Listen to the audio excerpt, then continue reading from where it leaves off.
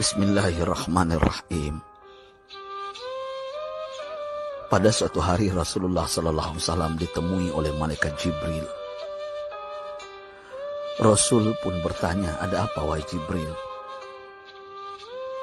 Jibril menjawab, "Wahai Muhammad, sesungguhnya hari ini Allah Subhanahu wa Ta'ala sedang mengobarkan nyala api neraka, dan seluruh para malaikat amat ketakutan. Mereka tidak tahu harus bagaimana. Untung aku ingat," kata Jibril, "bahwa engkau Muhammad adalah sumber cinta dan sayang Allah Subhanahu wa Ta'ala kepada alam semesta. Dengan alasan itu aku kesini, bertabaruk mengambil berkah dengan cinta Allah kepada dirimu, ya Rasulullah, ya Muhammad." Rasulullah terdiam beberapa saat, kemudian bertanya lagi, "Wahai Jibril, ceritakan padaku bagaimana neraka itu sesungguhnya." Jibril menjawab, "Wahai Muhammad, neraka itu bagaikan lubang-lubang yang terdiri dari 7 tingkat. Jarak antara satu lubang dengan yang lain ialah perjalanan 70 tahun.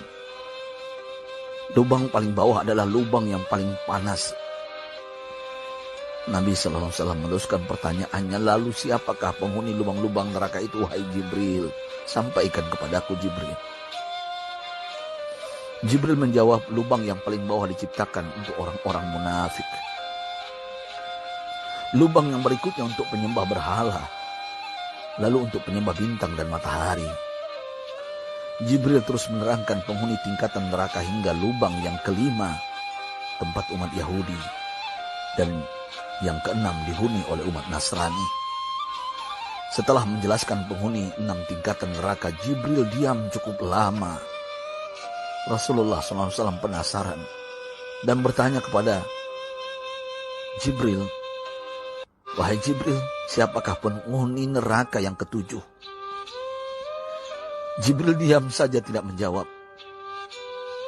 Rasulullah SAW mengulangi pertanyaannya, tapi Jibril tetap diam. Rasulullah tambah penasaran dan mendesak Jibril agar dijawab pertanyaannya. Akhirnya Jibril pun berkata, "Umatmu, wahai Muhammad, mereka itu para pelaku dosa besar di kalangan umatmu, yang dimana sampai mereka mati belum sempat bertaubat."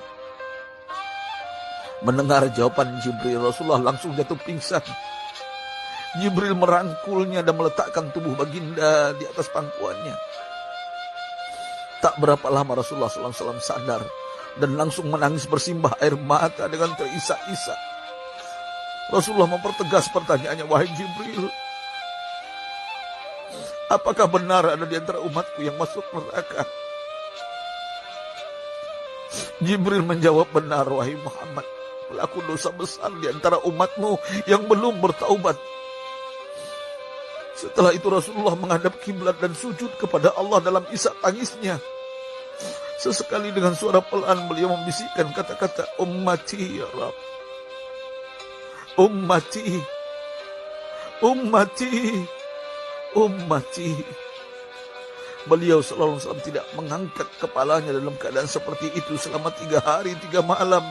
Kecuali setiap Bilal bin Rabah mengumandangkan azan, barulah beliau bangkit untuk menjadi imam. Dan setelah itu kembali sujud lagi. Pada hari ketiga Abu Bakar menyadari hal ini, beliau mengetuk pintu Rasulullah dan mengucapkan salam 3 kali namun tidak terdengar jawaban. Abu Bakar sedih dan berseru di hadapan pintu Nabi besar Muhammad SAW, "Apakah ada jalan untuk masuk ke rumahmu ya Rasulullah?" Tetap tidak ada jawaban. Di jalan Abu Bakar bertemu sahabat Umar. "Mengapa engkau menangis, wahai Abu Bakar?" kata Umar. Abu Bakar menceritakan keadaan Rasulullah SAW. Maka Umar pun melangkah menuju rumah Rasulullah dan terjadilah hal yang sama. Umar pun pulang dan menangis. Di jalan Umar bertemu sahabat Salman Al-Farisi. Dengan terisak Umar bercerita kepada Salman hingga membuat dia amat sedih, namun tidak berani mengulangi hal yang sama. Salman melangkah menuju rumah Fatimah radhiyallahu anha dan menceritakan hal itu. Setengah berlari Fatimah menuju rumah ayah tercinta dan mengetuk pintu sambil mengucapkan salam. Mendengar suara lembut putri tercinta, sejuklah dada Rasulullah. Beliau bangkit dari sujud dan membuka pintu. Alangkah terkejutnya Fatimah melihat Rasulullah, ayah tercinta, amat kurus dan pucat.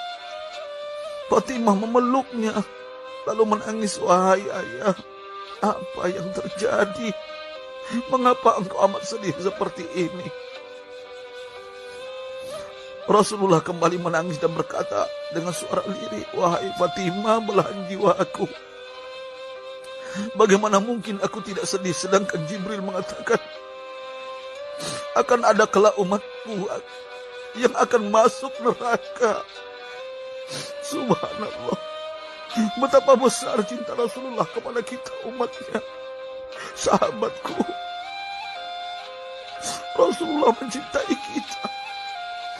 Antaman ma'aman ahbabta, engkau akan berkumpul dengan orang yang kau cintai. Mari kita mencintai baginda Nabi besar Muhammad SAW yang mencintai kita, umat yang tidak rela kita masuk neraka. Mari kita mencintai beliau dengan berselawat. Sahabatku, sampaikan, Rasul mengajarkan kepada kita, man dalla ala khairin falau mislu ajri fa'ili. Siapa yang menunjukkan kepada kebaikan, maka dia akan mendapatkan pahala seperti orang yang mengerjakannya. Mudah-mudahan ini menjadi pahala jariah bagi kita.